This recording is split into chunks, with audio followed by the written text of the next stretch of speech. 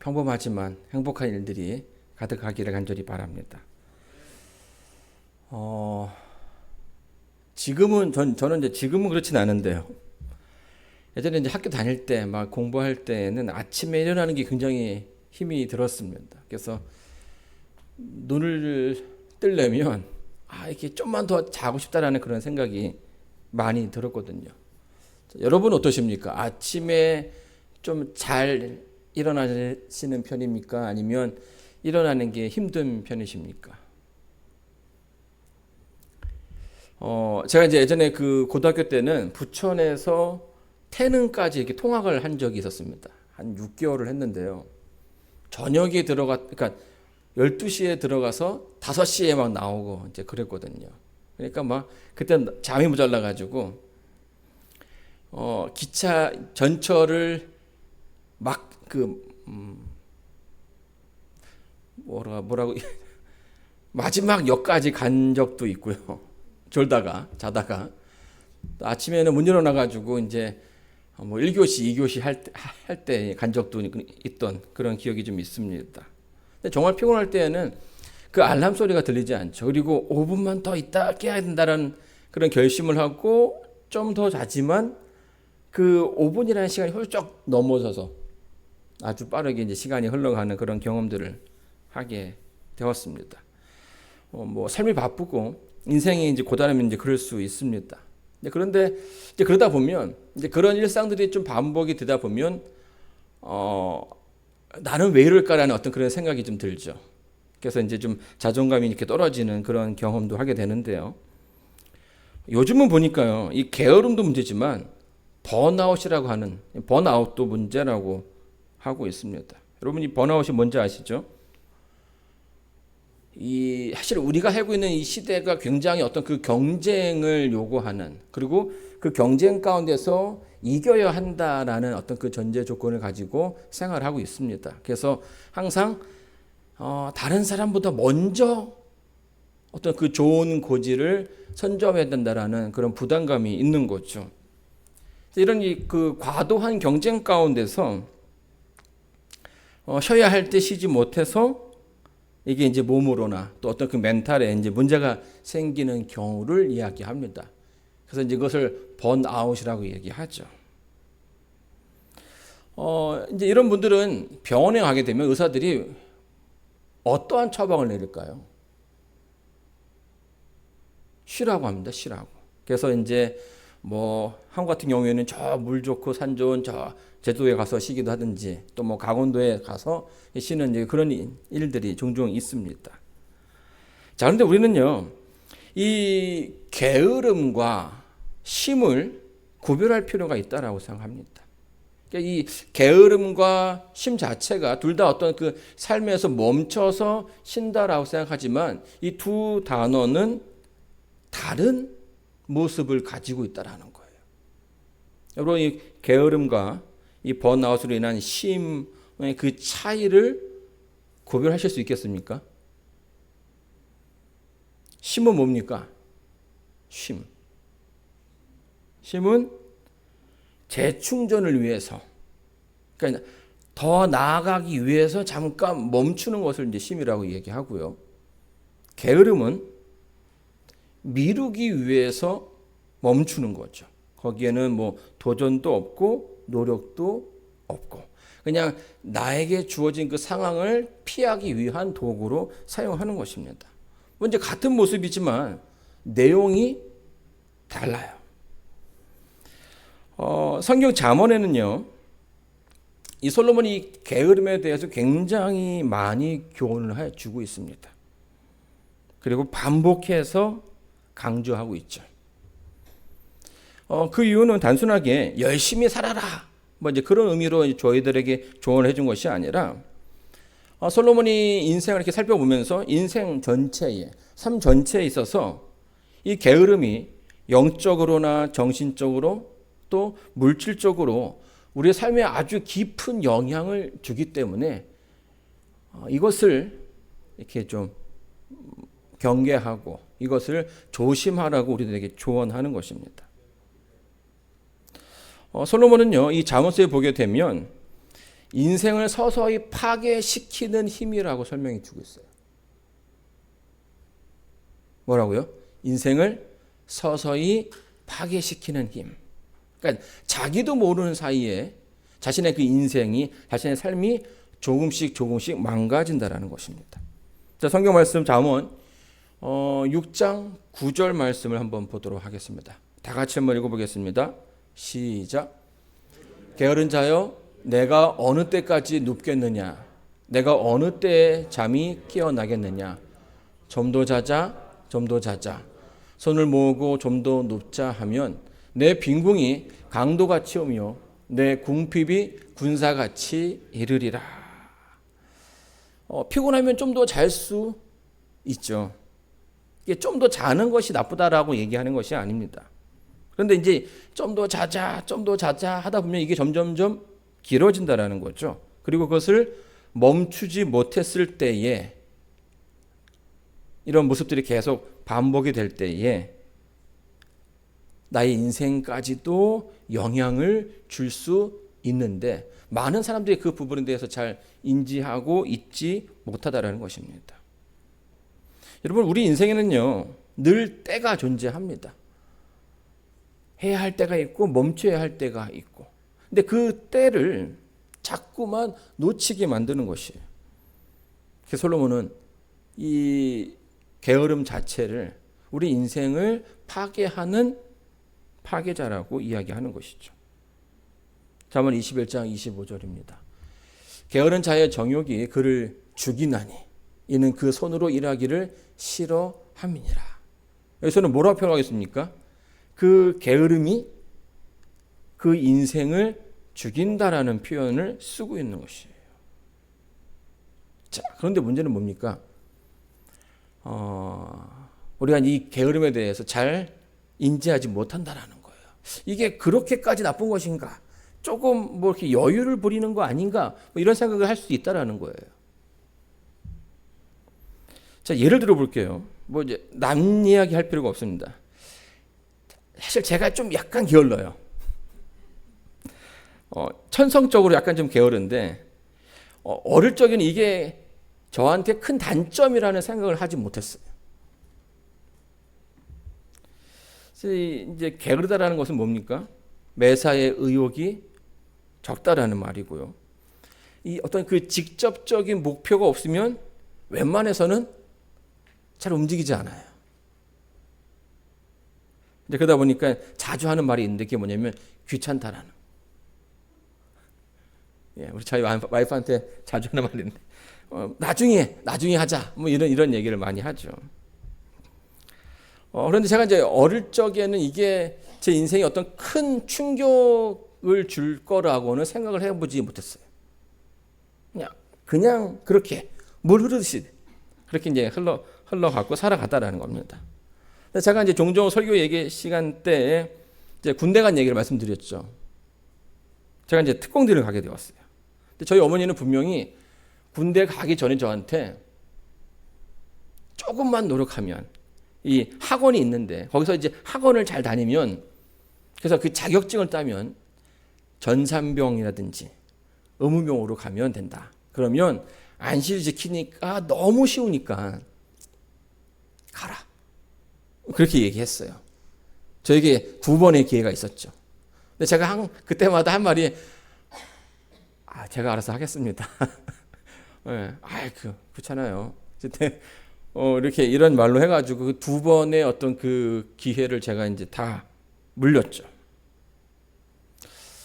그렇게 이제 거절하고 나서 저는 이제 뭐 신학과를 다니면서 그 재림군인 수양기가 책이 있습니다. 이게 뭐 1권, 2권, 3권 해가지고 이제 먼저 군대에 간 선배들이 어떻게 그 군대에서 안식일을 지켰는지 이제 그런 수기들이 잘 이렇게 나와 있어요. 이제 그 이야기를 들어보면 정말 이렇게 큰 감동이 있습니다. 정말 힘든 상황에서도 하나님께서 그 선배를, 그러니까 그 재림 청년을 사랑하셔서 그로 하여금 안식일을 지킬 수 있게끔 해 주신 거거든요. 이게 제가 너무 좋은 얘기만 많이 들은 것 같아요. 그래서 막연하게 그냥 하나님께서 다 이렇게 편하게 해 주실 거라는 그런 믿음을 갖고선 군대에 갔는데, 제가 이제 특공대를 배치받고 난 다음에 얼마나 많은 후회를 했는지 몰라요. 내가 그때 우리 어머니의 말을 들었어야 되는데, 근데 그렇지 않았으면 이렇게 고생하지 않을 거라는 그런 생각을 많이 하게 된 거죠. 어쩌면 제 인생에 처음으로 내 인생이 이렇게 험악해질 수 있구나라는 생각을 좀 해보았습니다.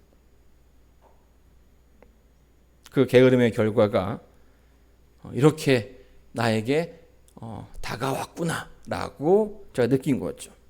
자, 근데 문제는요, 그 깨달음이 여기에서 끝난 게 아니라는 거예요.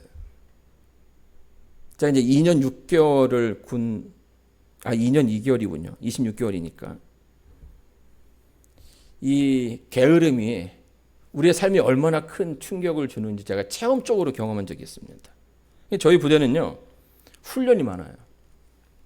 그래서 뭐 2박 3일짜리, 일주일짜리, 또 어떤 때는 뭐 한 달짜리 뭐 이렇게 훈련이 있습니다.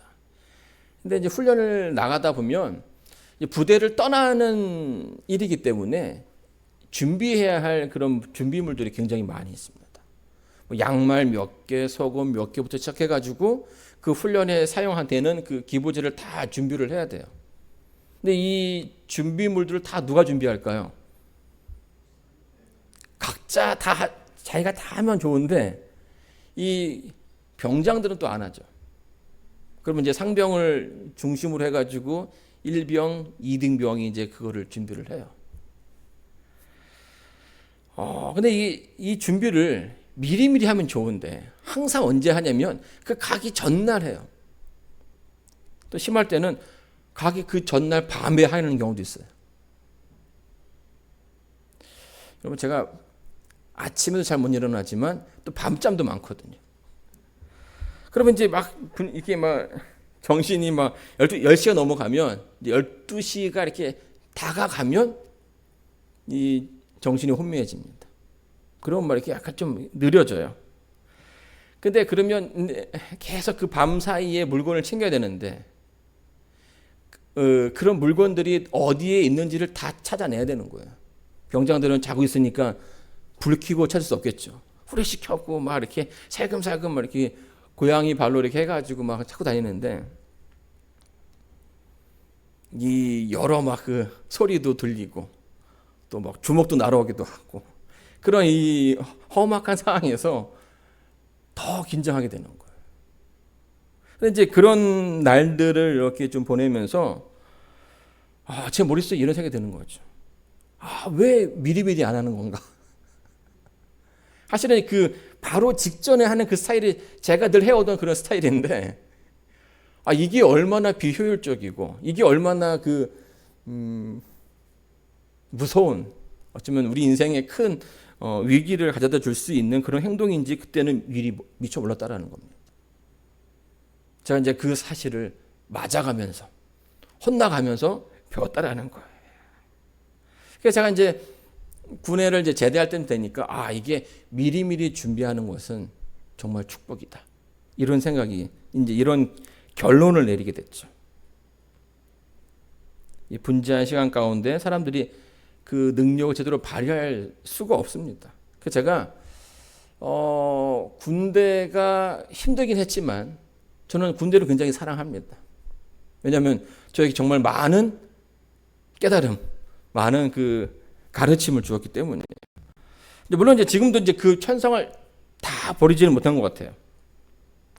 그런데 이제 그런 가운데 하나씩 바꾸게 되었어요. 그리고 이제 어떤 그 큰 이벤트가 있으면 미리 준비하게 되는 이제 그런 라이프 습관을 좀 갖게 되었습니다. 그래서 이제 그런 경험 가운데 이뤄낸 게 제가 지금 이제 미국에 있는 게 그게 아닐까라는 생각을 좀 해보게 되는 것이죠.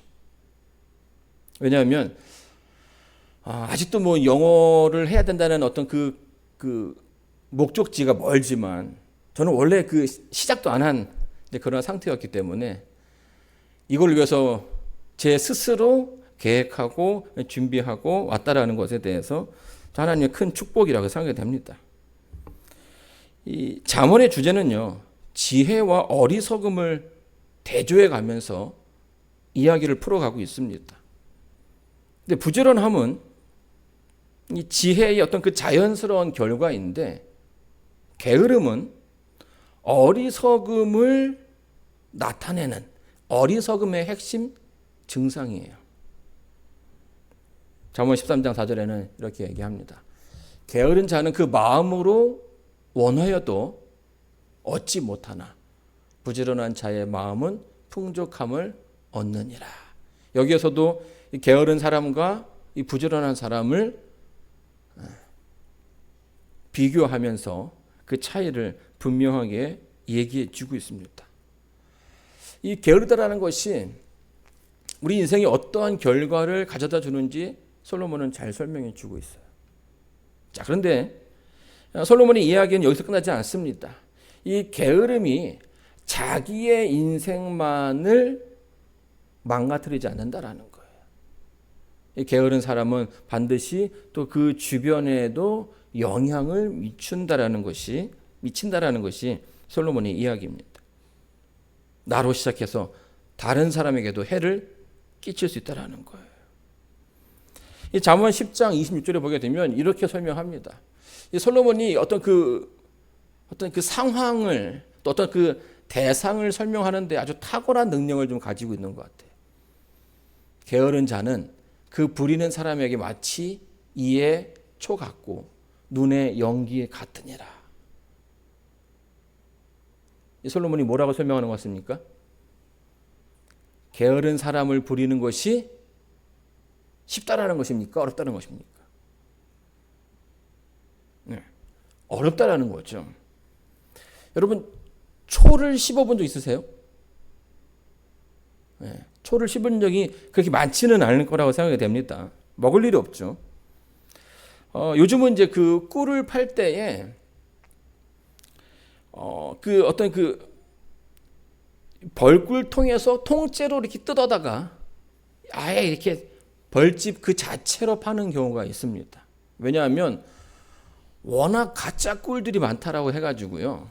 이제 뭐 설탕으로 만들어진 그런 꿀들이 많지 않습니까? 그러다 보니까 이게 진짜 키워서 만든 꿀이라는 것을 증명하기 위해서 이 벌집 그 자체로 이렇게 넣어서 파는 경우가 있습니다. 여러분, 이 벌집을 이렇게 해서 드시면 어떻게 될까요? 이걸 다 먹을 수가 없어요. 뭐가 남습니까? 이 벌집을 구성하고 있는 그 왁스가 남죠. 근데 이게요, 입 안에 붙기 시작하면 이게 또 아주 불편합니다. 뭔가 씹을 때마다 계속 뭔가 이에 뭔가 낀 것 같은 그런 느낌이 들어가지고 불편함을 느끼게 된다라는 거예요. 솔로몬이 지금 무슨 얘기를 하고 있는 거예요? 이 게으른 사람은 마치 그 이에 낀 왁스처럼 옆에 있으면 왠지 모를 불편함을 주는 그런 인물이라고 설명해 주는 거예요. 자, 여러분, 왜 솔로몬이 이 게으른 사람을 이에 그 초 같은 존재라고 설명하는지 아시겠죠? 여러분, 사회생활을 할 때 이런 사람을 만나게 되면 굉장히 불편합니다. 왜냐하면 뭐 회사에서 어떤 업무를 같이 하려고 할 때에도요, 게으른 사람은 항상 그 기간 내에 그 일을 끝내지 못합니다. 그러면 프로젝트가 지연이 되고요, 그 사람에 대한 신뢰가 점점 떨어지게 되겠죠. 자, 그럼에도 불구하고 그 사람을 같이 데리고 가야 한다면 어떻게 합니까? 누군가 그 사람을 계속 뭐 해야 되는 거예요? 끌고 가야 되는 거예요. 언제까지 이 일을 해달라고. 했는지 안 했는지 체크해야 되고요. 만약에 안 했으면 오늘 뭐 밤을 새서라도 꼭 해달라고 재차 얘기를 해야 됩니다. 그러면 그 사람 한 사람을 때문에 또 누군가는 더 많은 에너지를 쏟아야 한다는 거예요. 그러면 조직이 피해를 얻게 되고요. 또 에너지는 더 들게 되고요. 그리고 이렇게 팀 안에 이런 사람이 있으면 계속 그 팀의 분위기가 왠지 모를 어떤 그 긴장감이 흐르게 되고 조심하게 되는 그런 상황으로 흘러가게 되는 것입니다. 자, 그러다 뭐 이런 가운데 이 게으른 사람들이 또 다른 사람들에게도 그런 불편함을 줄 수 있게 되는 거예요. 자, 그런데요, 솔로몬은 게으른 사람에 대해서 이야기를 하면서 이 게으른 사람이 자기의 인생도 망칠 뿐만 아니라 타인에게도 영향을 주지만 이 게으름이 우리에게 있어서 더 나쁜 이유 하나를 더 얘기해 주고 있습니다. 게으름의 어떤 그 피해가 거기에서 끝나지 않는다는 거죠. 그러면 더 큰 피해는 무엇일까요? 제가 이제 지난주부터 이 잠언을 공부하면서 지혜에 대한 얘기를 좀 나누었는데요. 이 지혜가 단순하게 세상을 올바르게 살아가는 어떤 그 방식에 그치지 않는다라고 배웠습니다. 올바른 지혜는, 더 큰 지혜는 세상의 지혜를 뛰어넘어서 죽음의 문제, 그리고 영생의 문제를 해결할 수 있는 지식이라고 이제 설명이 들었어요. 생명의 주인이신, 그래서 솔로몬은 그 결론으로서 생명의 주인이신 하나님을 아는 것이야말로 우리가 가질 수 있는, 우리가 얻을 수 있는 가장 큰 지혜라고 설명을 하고 있는 거죠. 자, 오늘 주제의 게으름이 바로 이 지혜에도 커다란 영향을 준다는 거예요. 그렇다면 게으름은 이 지혜를 얻음에 있어서 어떠한 영향을 줄까요? 좀 더 이제 깊은 얘기를 나눠보도록 하겠습니다. 여러분, 바쁨. 우리 인생에 이제 바쁘지 않습니까?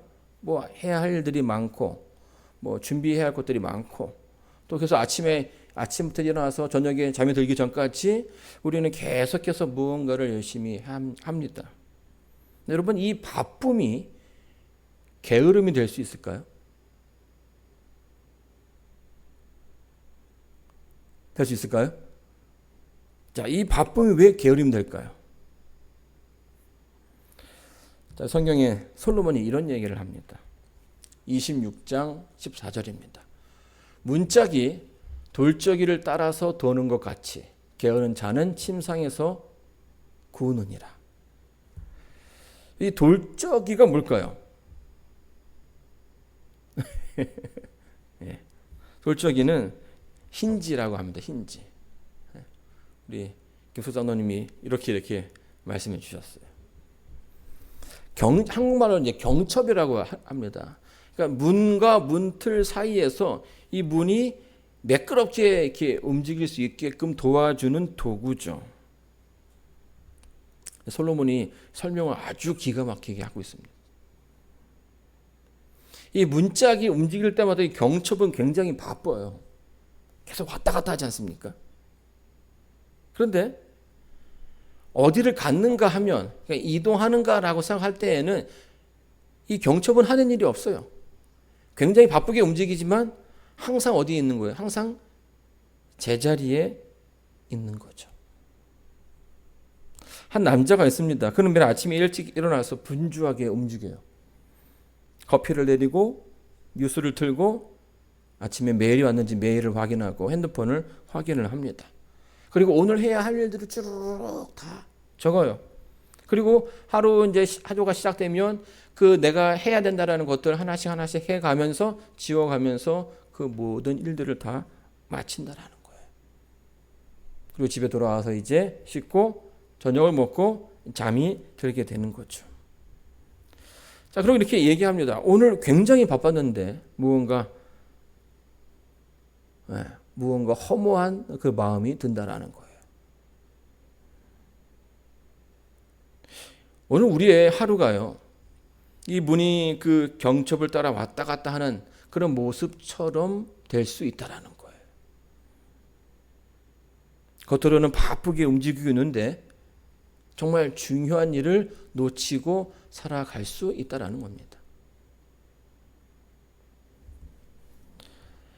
바쁜 일상 가운데 있으면서도 정작 삶의 본질인 하나님의 일을 아는 일에는 아무것도 하지 않고 지나갈 수 있어요. 바쁘기는 하지만 그것은 이 게으름이라는 이름의 무의미한 바쁨에 불과하다라는 겁니다. 시험경이 되면 책상을 정리하는 아이들이 있어요. 늘 안 하던, 평상시에 잘 안 하는 그런 일인데 시험 기간이 되면 이제 공부해야지 마음을 잡은 학생이 책상에 앉으면 뭘 합니까? 책상을 열심히 닦아요.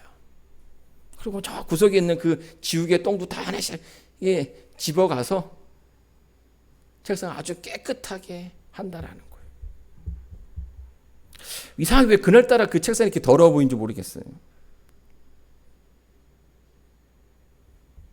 그래도 뭐 늦더라도 이렇게 청소를 하고 공부를 하면 되는데 이제 청소가 다 끝나면 옆에 친구가 뭘 공부하는지 또 궁금해져요. 그래서 말을 좀 걸죠. 너 어디까지 공부했냐? 혹시 또 자료가 있는지 물어보기도 하고요. 근데 이 친구만 끝나는 게 아니죠. 그 옆에 있는 친구도 궁금하고 이렇게 또 돌다 보면 또 저녁 시간에 이렇게 가는 겁니다. 여러분 심리학에서는 이 행동을 지현 행동이라고 불러요. 지현 행동. 꾸물거리는 그 모습. 그러니까 부정적인 감정에 초점을 맞춘 인간의 대처 전략이라는 겁니다. 갑작스럽게 어떤 그 부담되는 그런 현상을 마주하게 되면, 큰 사건을 마주하게 되면 그거를 피하고 싶은 마음이 생긴다라는 거예요. 그래서 그것을 마주하지 못하고 다른 일에 집중함으로써 뭐 하는 겁니까? 정말 중요한 일을 하지 못하는 현상을 이야기하죠. 우리는 이거를 뭐라고 얘기하냐면 딴짓이라고 얘기합니다. 딴짓. 청소를 다 하고 지금 뭐 하고 있습니까? 공부해야 되는데 누워서 자고 있죠. 인생의 어떤 그 큰 이벤트를 맞이하게 되면 행동 패턴이 이렇습니다. 그것에 대한 부담과 압박과 불안함을 느끼게 돼요. 그러면 이제 그 문제를 하나씩 풀어가야 되는데 회피를 하게 됩니다. 다른 행동들을 하면서 그거를 이루었을 때의 그 자그마한 만족감을 위안 삼아서 그렇게 시간을 뭐 한다라는 거예요? 흘려 보낸다라는 거예요. 여러분 여기 응답하라 1988에 보게 되면 결국 이 덕선이는요. 습관적으로 공부를 미룬 탓에 대입을 실패하고 재수를 하게 됩니다.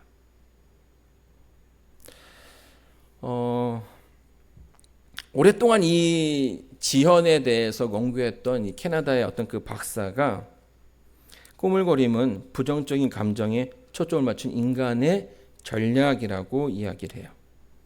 자연적인 모습일 수도 있다는 겁니다. 그 두려움을, 그 문제를 마주하지 못하는 인간의 심리라는 거죠.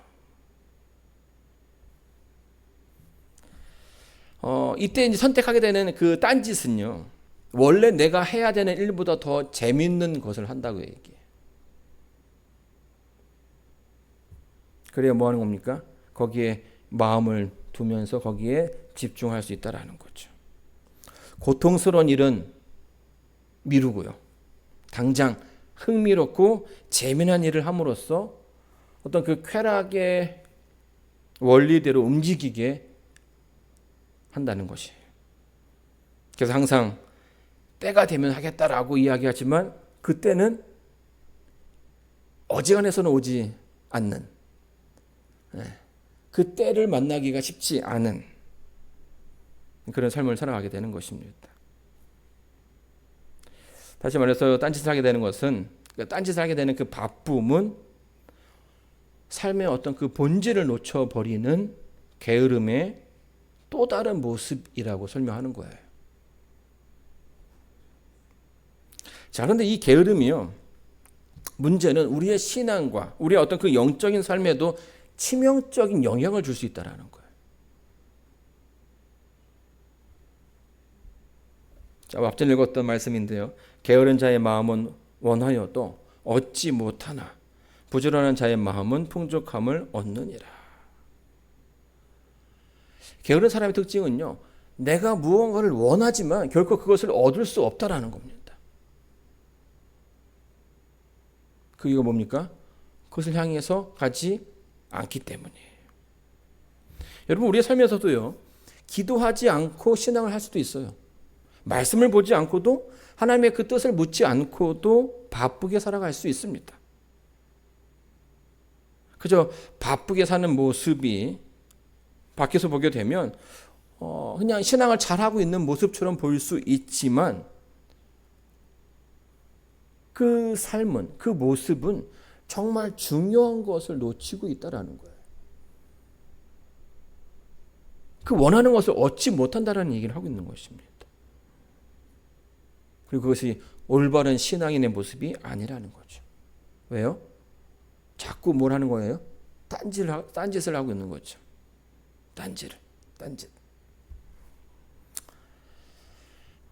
새로운 개념에 익숙해진다는 것은요, 결코 쉬운 일이 아닙니다. 시간이 걸려요. 여러분, 이제 한국에 가게 되면 교통카드를 이제 다 쓰셔야 돼요. 제가 이제 대학교 들어가기 전까지만 하더라도 뭘 썼냐면 회수권이라고 아십니까? 회수권. 토큰, 뭐 이제 이런 것들로 해가지고 이제, 아니면 뭐 돈을 내가지고 버스를 탔죠. 근데 이제 이 교통카드가 등장했습니다. 1996년에 서울시부터 이제 도입이 됐어요. 그리고 2000년에 T머니가 이제 카드 어떤 그 통일적인 그런 모습으로 보급이 되기 시작했고요. 근데 이제 초창기에는 이게요, 사용한 사람들이 그렇게 많지 않았습니다.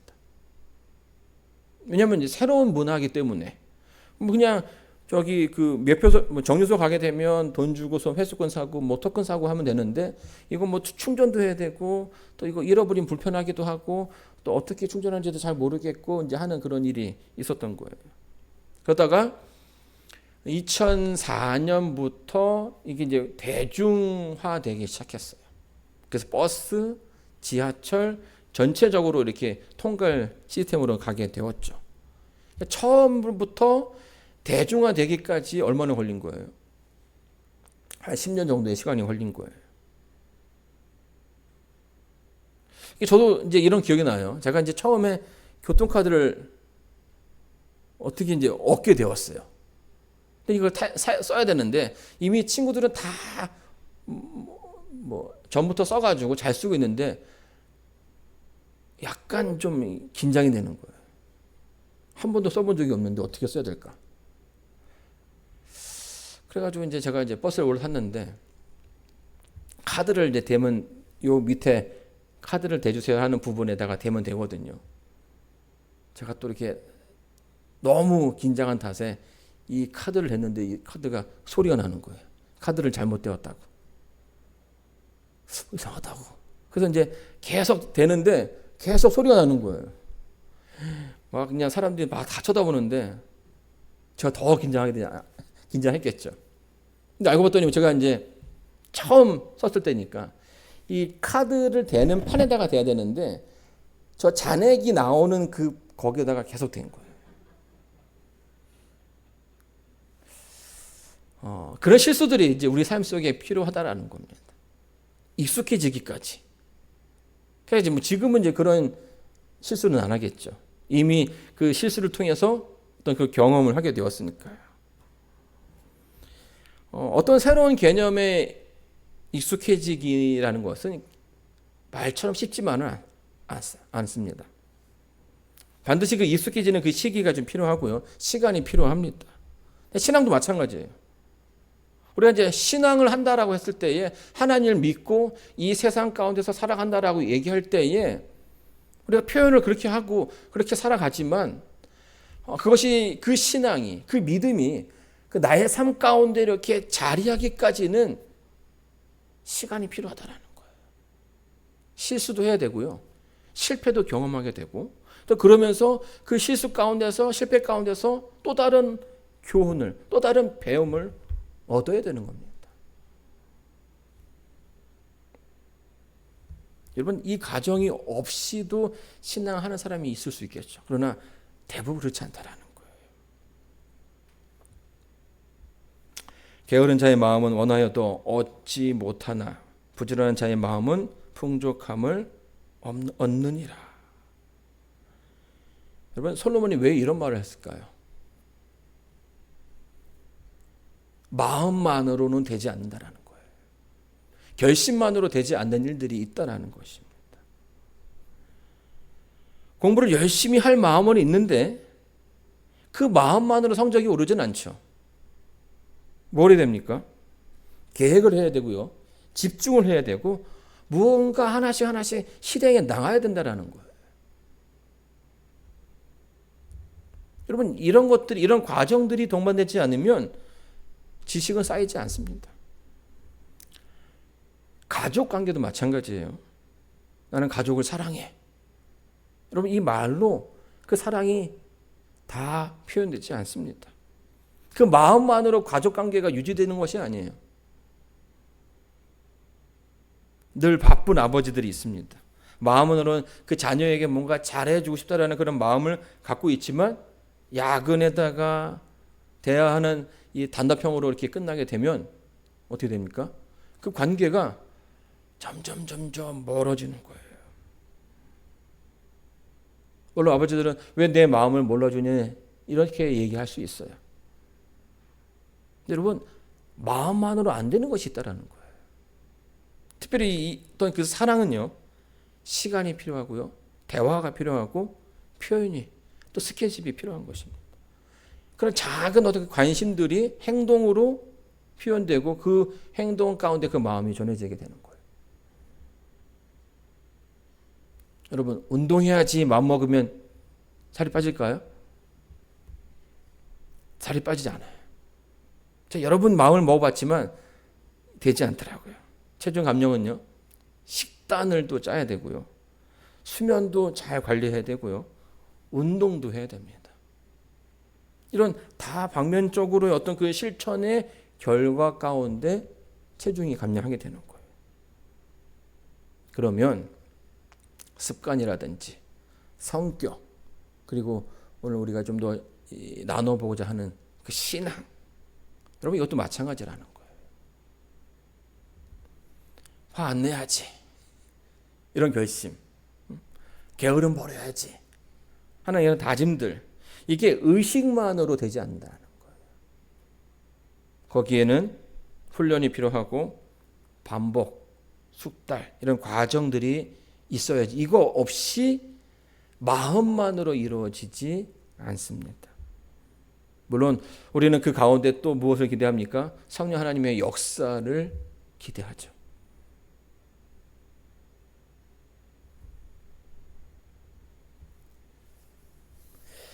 이 익숙함이 주는 안정감이 있는데 그 안정감을 얻기까지 그런 시간이 필요하다는 거예요. 그런 과정들이 필요하다는 것입니다. 사랑하는 성도 여러분, 게으름은요, 단지 무언가를 하지 않는 게 아니에요. 지혜를 놓치고 때를 놓치고 하나님의 이 게으름은 하나님의 어떤 그 부르심을 자꾸 외면하게 만들죠. 그래서 솔로몬은 이 잠언에 보게 되면 개미한테 가서 배우라고 얘기했습니다. 왜 개미한테 배우라고 얘기했을까요? 그의 삶을 보게 되면 여름 동안 계속 부지런히 뭘 준비합니까? 겨울을 준비하죠. 그들의 굴에 음식을 잘 저장해 놓고 그들의 인생을 아주 정리 가득하게 그렇게 살아가고 있다는 겁니다. 그래서 우리의 그 삶 속에도 그런 모습들이 필요하다는 거예요. 우리는 마음으로는 원하지만 마음만으로 얻지 못하는 것이 있다는 사실을 알아야 합니다. 그게 우리의 신앙인 거죠. 게으른 자는 원하여도 얻지 못하고 부지런한 자는 풍족함으로 얻을 수 있다라고 솔로몬은 이야기합니다. 자, 그렇기 때문에 우리의 삶에 변화가 필요해요. 관계를 세우고 신앙을 성장시키는 그 그런 과정들이 우리의 삶 속에 필요하다는 겁니다. 하나님께서 우리에게 주시고자 하는 그 삶을 얻기 위해서 그저 마음으로만 살아가는 것이 아니라 그것을 위해서 하나님의 방법대로 살아가는 그런 노력들이 우리의 삶 속에 필요합니다. 때가 되면 되겠지. 이게 아니라 그분께서 이끄시는 대로 내가 오늘 시작해야겠다. 그런 결심이 필요한 것이죠. 우리 삶에 기도가 필요하고요. 우리 삶에 말씀이 필요하고요. 그 말씀을 따르고자 하는 노력들이 필요한 것이에요. 그래서 솔로몬은 끊임없이 그 오늘 하루를 충실하게 살아가라고 우리들에게 권면하는 것입니다. 사랑하는 성도 여러분, 오늘 여러분의 그 삶 속에 솔로몬의 지혜가 가득하여서 게으른 자가 아니라 지혜로운 자의 그 삶을 살아가시게 되길 바라면서 오늘 말씀을 마치도록 하겠습니다.